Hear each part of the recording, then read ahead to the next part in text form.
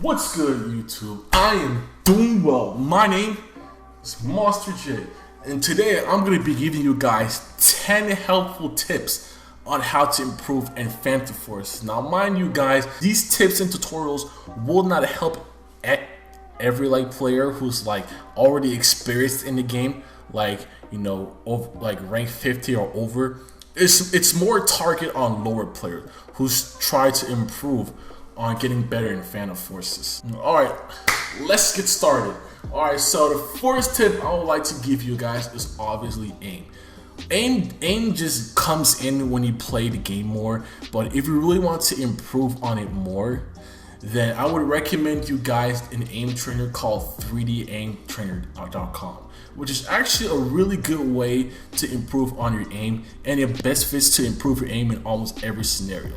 So I will definitely recommend you that. I'll leave it in the description below for you to try it out yourself. And the second tip I will give to you guys is movement. Movement is actually a critical way to dodge bullets or help win more gunfights. Always make sure you're moving, because if you're just standing still, then you most likely have a greater chance of dying, because there's always somebody in the distance just ready to snipe you in the head. So we don't want that. Now the first move I will teach you guys is sliding. How would you be able to perform that is to hold shift, move forward, and then double tap C. That gives you a little bit of a speed boost to travel faster. I use it a lot when you're moving to places a lot quicker and just avoiding getting shot when I get spotted. And then the second movement tip I will give to you guys is drop shotting. What that is when you're shooting, you prone all the way to the floor, which throws the enemy off. This is actually a great way to win more fights, considering the fact that it throws your opponent off and causes them to miss shots, giving you the advantage to winning that gunfight. So yes, I will say drop shotting. And then the third movement tip I'll give you guys is dolphin diving, which is just diving, but you already know what it is. How to perform that is you hold shift, run forward, and press Z or X, whichever you prefer. I prefer using C. And that's just regular dolphin dive. There are actually different types of dolphin dives you can do. There are two for me. There's two. There is another way of dolphin dive, which you can actually dolphin dive a lot higher than normal. How to perform that is when you run forward, hold shift, and as soon as you hold shift, you press space, and then you press C. Thus launches you all the way up in the air, giving you all that maximum height, which is a great way to outflank and outmaneuver your enemies when you're getting shot at. So let's just say you killed a person over there and another person from your side is putting bullets in you. The best way to get to outmaneuver that is to use that same way that I taught you, which is move forward, space, and dolphin dive, and then now outmaneuver your enemy and immediately give you an opening to shoot that player. One of the greatest way to outmaneuver your enemy. Now, and tip number 3 is playing style.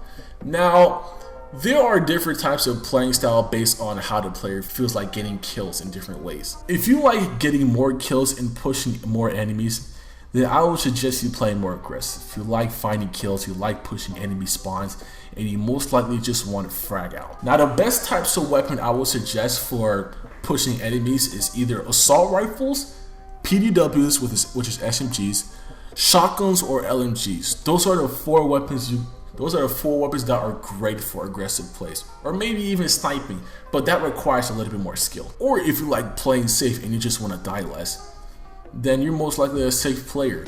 You just camping into a little safe spot and wait for kills to come to you. The best weapon I would suggest to you guys is using snipers or DMRs. Assault rifle works too. Now the fourth tip I want to give to you guys is strafing while shooting. Now what that means is when you're shooting your weapon, you move left and right. That's strafing. We don't want you to stand still while you're shooting. That's actually a really bad way of losing a gunfight. You always want to make sure you're move left and right, or just move back, left, just move wherever. Just don't stand still. And the fifth tip I would like to give to you guys is using the weapon that will best fit you. Now, if you're rank around 1 or 10, the best weapon I would suggest to you guys is either AK-12 or the M4A1. Any of the starter weapons are really good, so best use your weapons that really fits your playing style and what gives you the kills a lot easier. Don't just look at other people, look at the gun they're using, and try to apply it on yourself. Using the guns as everybody else does not work for everybody. And the sixth tip I would like to give to you guys is attachment. I would like to go more in depth on how attachments works. Now, for the first attachment tips, is optics. It's how you see through your enemies. There are many different variations of optics you can choose from that helps you understand how you see your enemies. And optics are actually a great way on helping you aim. And the second attachment tip is barrels. Now there are different types of barrels that helps on muzzle control, which is controlling recoil, hiding flashes, and suppressing sound, which is suppressing sound masking. One of the two types of barrels that I would recommend for decreasing recoil is compensator and muzzle brake. They're both really good barrels to help control recoil. Now, not many people know how suppressors works. They just use it just because it looks good. There's actually a reason why some people use suppressor. Now, many reasons why people use suppressor is because that it actually hides you from the radar when you shoot. Now, most suppressor doesn't really have good sound masking. You'll still be detected on the radar if the suppressor really doesn't have good sound masking, but some suppressors have really good sound masking that hides from the radar, sir. So the suppressor I would definitely suggest is the PPS-1 suppressor and the PPS-4 suppressor. Those are relatively really good suppressors. And the ARS suppressor, it's like the only suppressor that gives you the most damage, because suppressor actually decreases the damage on your weapon you're using. I mean, suppressor kind of works on sniper too, but I would recommend you not using it because it actually decreases the range and the bullet drop on the sniper. It's actually really terrible for snipers. The third attachment tips is grips. Now, grips are another way on controlling your weapon. Now, one of the best grips I would recommend to you guys is angled, folding, stubby, or pistol. Those are one of the really good grips that you should use that helps control your weapon a lot easier. And then there's the other categories where they have lasers or canted sights, meaning that it gives you an alternative optic on the side of your weapon. And there's this thing called the ballistic tracker, which helps track your enemies a lot easier. And then the fifth attachment tip is ammo type. Now, ammo type gives you different types of perks on the weapon you're using, thus increases damage or increases range or increases penetration. Now, the first ammo type we're going to explain is armor piercing. Now, armor piercing is an ammo type that increases in penetration, but in exchange for decrease in range and damage. So, if you like shooting through walls, I would recommend using the armor piercing or super armor piercing.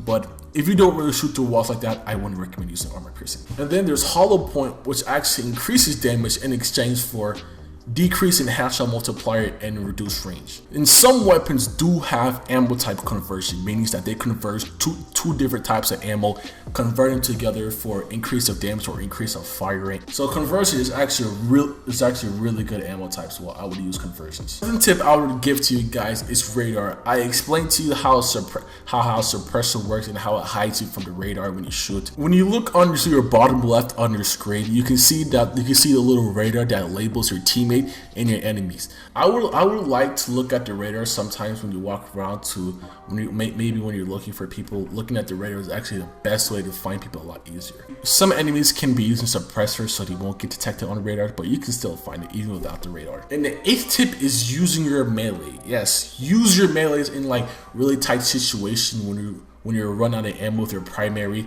Just switch to your knife because knife don't use ammo. So yeah, I would like to use knife if either of your weapons have any sort of ammo. So the only weapon you can resort to is knifing. That can help get you out of a really tight situation if like the person's close up to you. The ninth tip I would give to you guys is using nades. Yes, using nades when you see like a flock of people in the distance and you want to take them all out at once. Just use your grenades and just throw it at them. Now there's a different way on using them, on making it explode faster by holding G, which actually cooks the grenade. Give you 5 seconds to help to cook the grenade, and when you throw it, it actually explodes faster. The longer you hold it, the shorter time it explodes. But don't hold it for too long or else you'll explode yourself. Yeah, let's just say you're playing King of the Hill and you see a huge flock of people on the hill just draining your points and you want to take them all out at once. Just pull out your grenade, cook it for like 3 to 4 seconds, and then throw it at them. And then it'll explode and then it'll kill everybody that one area at once. And then the 10th tip I would give to you guys is play more consistently. The more you play, the more progress you make, and the more you start to improve. And the more you notice yourself improve by you playing more. Now you don't really have to invest like a really huge amount of time onto that game.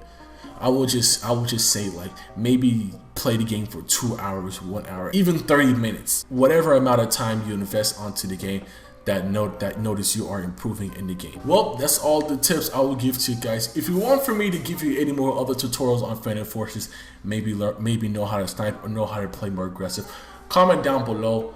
And I also have a Patreon for you guys to give me extra support. Make sure you leave a like, subscribe, and I'll see you in the next video.